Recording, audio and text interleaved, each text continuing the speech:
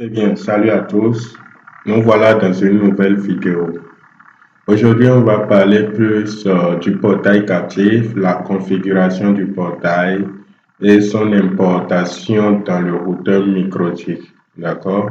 Puisque c'est un problème, surtout pour les nouveaux abonnés, c'est vraiment un véritable problème. Alors, pour le faire, il suffit de lancer notre système, d'accord? euh, de s'abonner. Après ça, vous allez dans Portail captif. Dans Portail captif, vous avez une partie pour la configuration et en même temps un bouton pour télécharger le portail. D'accord? Donc ici, au niveau de la configuration, qu'est-ce qui se passe? Vous avez une partie qui est dédiée au remplissage, modification, tout ce que vous voulez, et une partie pour la prévisualisation. D'accord? Une partie pour la prévisualisation. Alors, ici, vous avez les informations générales, le nom du réseau, le numéro, l'email que vous devez remplir. Après ça, vous avez les informations de connexion à votre routeur microtique, bien sûr. Donc, les informations de connexion, vous devez mettre l'adresse IP. Après ça, le DNS name du routeur microtique. Alors, si vous ne savez pas là où trouver tout ça, vous devez lancer Winboss ou votre MICMON, d'accord? Vous pouvez retrouver tout ça. Et donc, sur Winboss, vous allez dans IP. Dans IP, vous allez dans Passport, Server Profile. Et là, vous pouvez déjà récupérer le DNS name que vous allez mettre ici. L'IP, vous allez pouvoir retrouver ça ici aussi. Il faut comprendre que si vous n'avez pas Winboss, vous pouvez aussi passer par MICMON, tout simplement. On va voir comment retrouver ces informations sur MICMON. OK. Je vais rapidement me connecter à MICMON. Donc ici.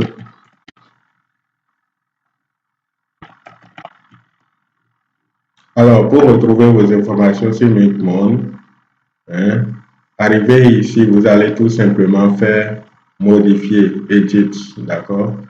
Donc, quand je fais modifier, j'ai les informations qu'il me faut ici. Et donc, je reprends ces informations tout simplement pour les configurer comme ça se doit ici. Après ça, vous pouvez changer la couleur de la page. Vous avez trois couleurs. Couleur principale, secondaire et donc ici, vous pouvez voir la présence des trois couleurs en dégradé ici. Après ça, on peut changer les images. On peut changer les images, mettre ce qu'on veut. Juste pour l'exemple, si je prends ceci, c'est ce que ça donne. Et on peut voir que dans la prévisualisation,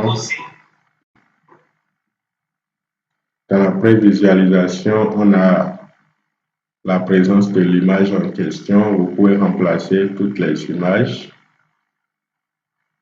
D'accord? On peut remplacer toutes les images.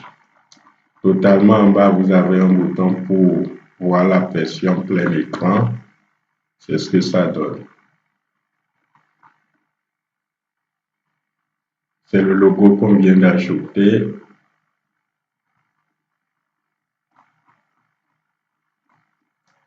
Alors, si je prends l'initiative d'ajouter encore ce même logo ici,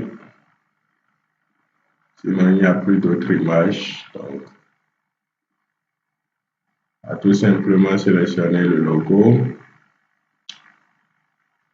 Et qu'est-ce qu'on va remarquer? Que au niveau des images, on a bien notre logo. OK, donc vous avez la possibilité de gérer tout ça. Après, vous avez la possibilité de sélectionner un agrégateur. D'accord? On a deux agrégateurs sur cette version, SynAPI, FedAPI. Donc, pour surtout ceux qui sont au Bénin, vous pouvez utiliser FEDAPI. Au Bénin, au Togo, au Burkina, donc vous pouvez utiliser FEDAPI. Alors, ici, vous avez la possibilité de renseigner les clés API FEDAPI. D'accord?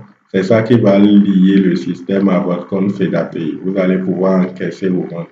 Si vous n'avez pas un compte FEDAPI, ce n'est pas grave, vous pouvez le laisser vide. Puisque ici, en laissant vide, le système utilise directement le portefeuille interne pour l'encaissement de vos ventes. Vous allez pouvoir le retirer sans passer par un compte FEDAPI.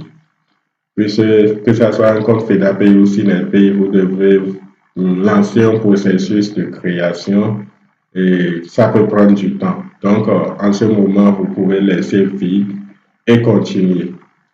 Dans le cas où vous avez un compte FEDAPI, vous pouvez tout simplement aller sur votre compte FEDAPI et aller dans API et récupérer les deux clés, copier et venir renseigner. Une fois que c'est renseigné, automatiquement, toutes les opérations vont se faire à partir de votre compte FEDAPI.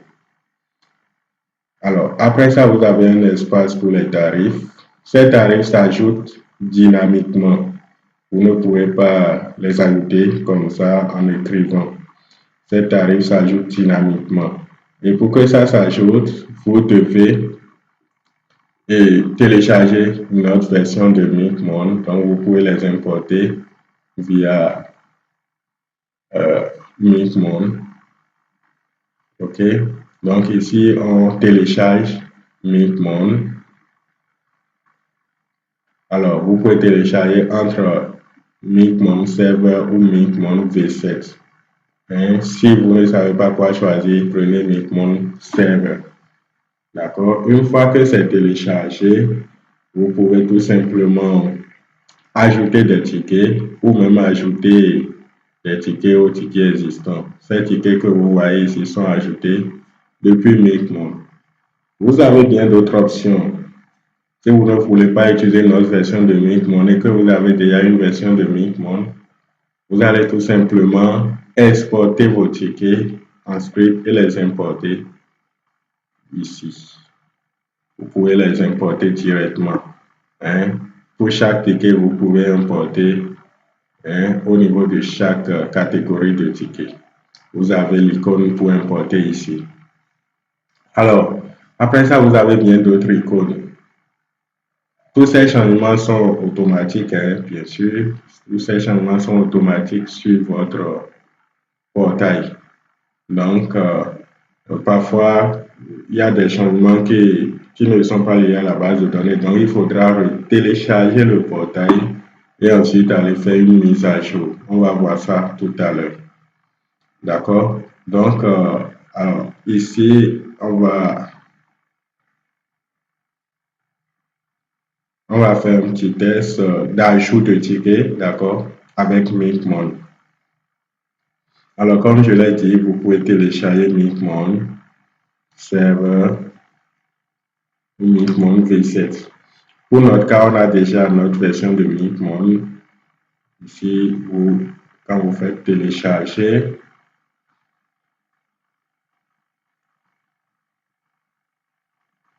on voit que ça télécharge. OK? Alors, pour notre cas, on a déjà MintMon. On va tout simplement l'utiliser. Je me connecte à mon réseau microtique.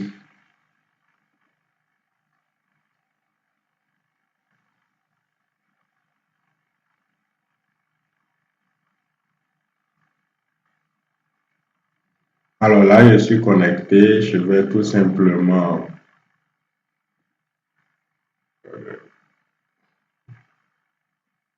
réactiver mon MintMon sur le réseau et je l'ouvre. Je vais me connecter.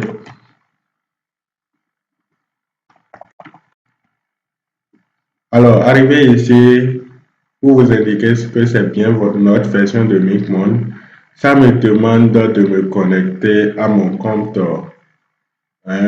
eVision Connect.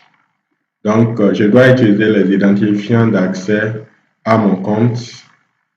D'accord? l'identifiant d'accès à mon compte de gestion, je dois l'utiliser pour relier ma base à Micmon. Donc, je vais faire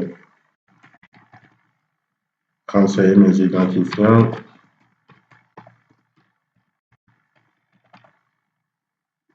Et donc, je lance. Et là, ça me dit le compte est maintenant lié à cette session Micmon. OK.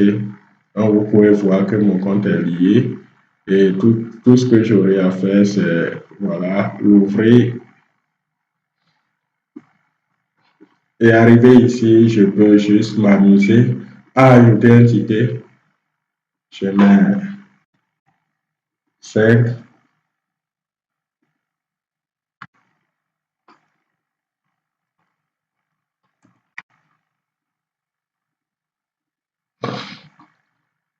Test.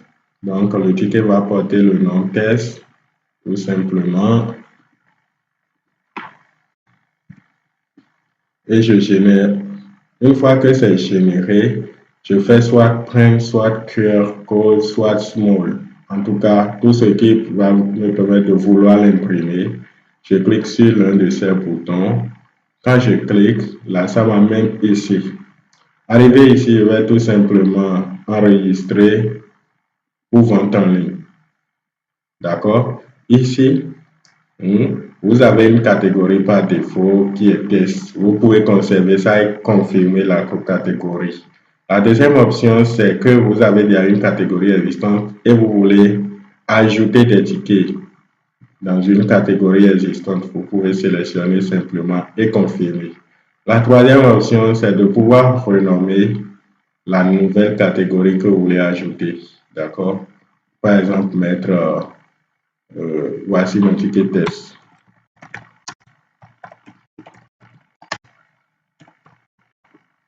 Là, ça ne va plus garder ceci, ça va garder désormais ceci. Je fais OK, confirmer. Alors, une fois que c'est confirmé, on revient ici, on va voir que automatiquement, ça s'ajoute à l'ensemble de nos... D'accord? Ça s'ajoute à nos tickets existants. Voici mon ticket test. J'ai désormais 5 tickets test. Les prix sont là. Alors, ça, c'est une première option d'ajout de tickets, la manière automatique. On a fait une vidéo sur les deux options, la possibilité aussi de l'importer en exportant depuis une version de Micmon normale. D'accord? Je peux toutefois manipuler tout ça pour renommer par exemple la catégorie, mais par exemple test tout simplement. Et je l'enregistre. Désormais, ça porte le nom test. Sur notre portail, on verra que automatiquement,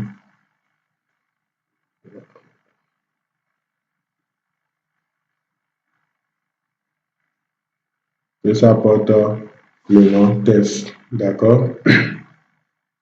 Alors, vous avez ce bouton de suppression qui va permettre de supprimer carrément ce ticket, l'intégralité de ce ticket. Et donc, quand on l'essaye, c'est une action irréversible. Ça va tout simplement supprimer ce ticket. Et désormais, on n'a plus ce ticket. Alors, après ça, vous avez un dernier bouton qui va permettre de générer un lien de paiement. Et c'est très pratique, d'accord? On va permettre de générer un lien de paiement spécifique pour cette catégorie. Prenons la catégorie 1 heure, d'accord? Ça génère, vous pouvez simplement cliquer dessus et ça va générer un lien de paiement, un lien que vous pouvez transformer en code QR sur vos affiches pour permettre à vos clients de payer par là tout simplement. Donc là, il vient de générer le lien et on peut voir que automatiquement ça va lancer un processus de paiement. Je pourrais continuer ainsi de suite. Alors, revenons ici. Alors, ça, c'est la possibilité de générer des liens spécifiques à chaque catégorie.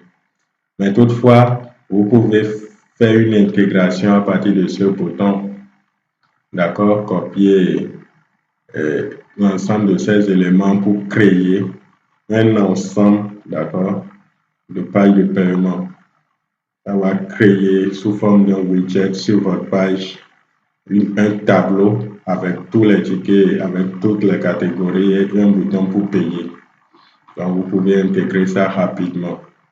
Tout ça, c'est quand vous n'utilisez pas notre portail. Si vous utilisez notre portail, c'est très simple. Il suffit de télécharger et de mettre ça dans le routeur. Alors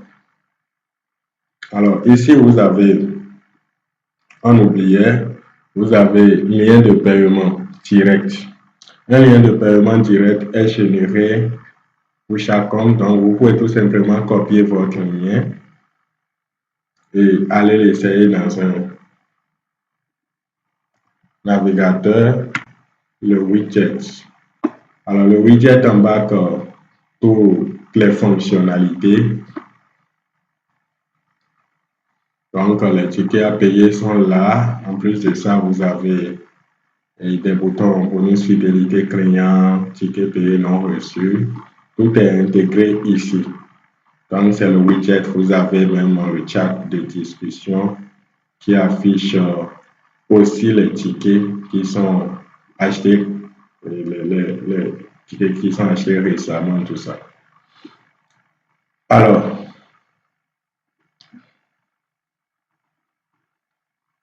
après ça, vous avez les formulaires remplis, toujours sur la page. Vous pouvez les remplir selon vos besoins. Le bonus fidélité client, on a fait une vidéo dessus qui est très réussie, donc vous pouvez l'essayer. La page qui récompense vos clients les plus fidèles et en fonction des cumuls, des tarifs, plutôt des grilles que vous allez définir. OK? Alors, ce sera un peu ce qu'il faut pour la configuration. Alors, quand vous finissez de configurer parfaitement votre portail, qu'est-ce qu'il y a lieu de faire? Vous devez l'envoyer dans le routeur. Et c'est là où beaucoup se perdent parfois. Quand c'est la première fois, on va voir. Alors, je lance pour aller dans mon routeur, vous téléchargez Winboss, d'accord? Vous téléchargez Winboss. Ici, on a Winboss sur l'ordinateur, je lance. Et ça m'amène ici. Vous devez avoir les identifiants de votre routeur. Si vous n'en avez pas, vous devez contacter votre technicien pour les avoir. Une fois que vous les avez, vous allez tout simplement vous connecter avec vos identifiants. Alors, si vous n'avez pas les identifiants, vous pouvez essayer si le technicien a laissé Micmon sur votre ordinateur. Vous pouvez lancer Micmon, d'accord?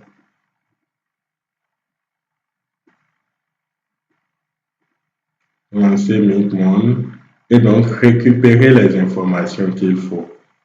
D'accord?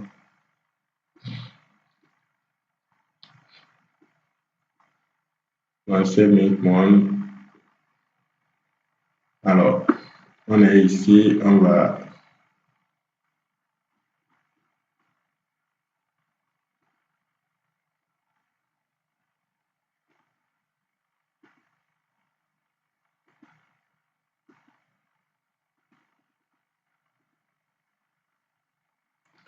se connecter.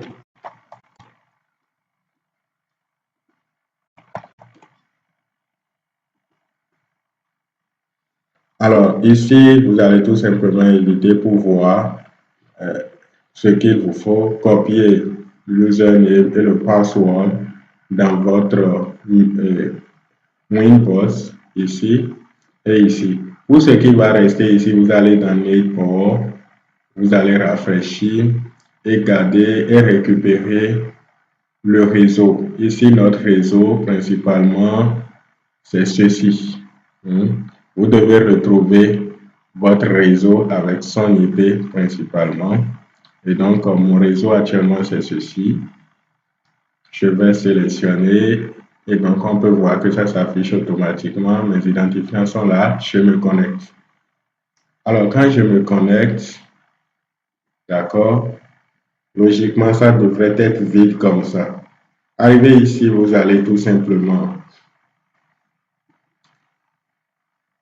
dans notre système, télécharger le portail. D'accord, vous pouvez télécharger à partir d'ici, ou encore télécharger à partir d'ici, ou encore télécharger à partir d'ici. Télécharger le portail configuré. D'accord, alors on va télécharger à partir de où on veut. Donc je télécharge.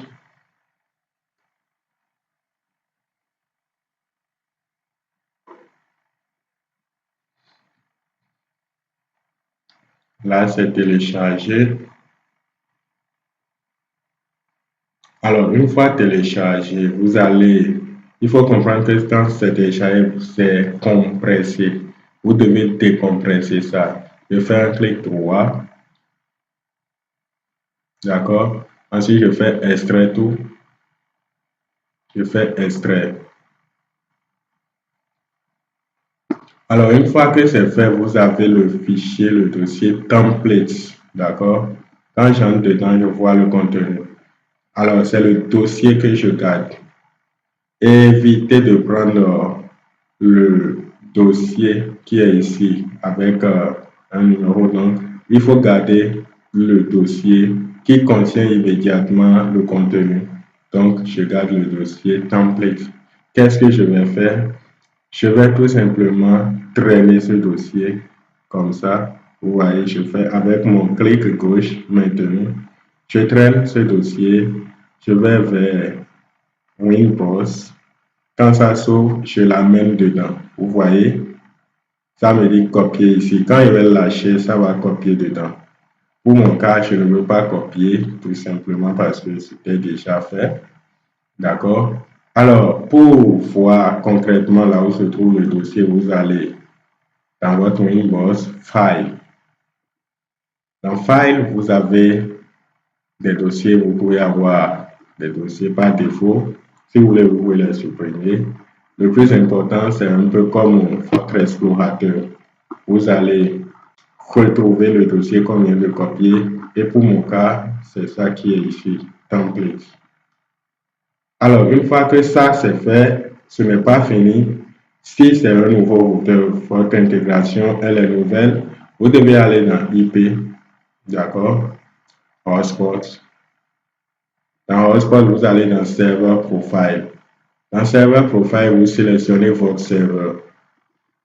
Une fois que c'est sélectionné, vous allez dans HTML Directory. Et donc là, dans ce cas, vous sélectionnez le nom du dossier. D'accord? Pour notre cas, c'est templates. Si le nom qui est attribué au dossier n'est pas template que vous avez téléchargé et importé, vous devez sélectionner et faire Apply. OK. D'accord? Une fois que c'est fait, OK, vous allez faire une dernière chose. Surtout, cette fois-ci, c'est surtout pour ceux qui sont à une nouvelle intégration. D'accord? Vous avez installé récemment le routeur, vous voulez réintégrer le système. Vous devez aller dans Wallet Garden. D'accord? Pour autoriser certains services à utiliser, enfin, pour que le routeur puisse autoriser certains services. D'accord? Et pour le faire, vous n'êtes pas obligé d'ajouter manuellement tout ça. Vous allez tout simplement dans le système, OK, configuration du portail. Arrivé ici, vous allez copier tout simplement cette commande. Vous copiez la commande. Ensuite, vous venez dans le routeur, vous allez dans New Terminal. D'accord? Dans New Terminal, assurez-vous vraiment, puisque quand c'est un nouveau routeur, quand vous allez dans la commande, ça va vous dire d'accepter les conditions, des choses comme ça. Donc, il ne faut pas exécuter la commande immédiatement.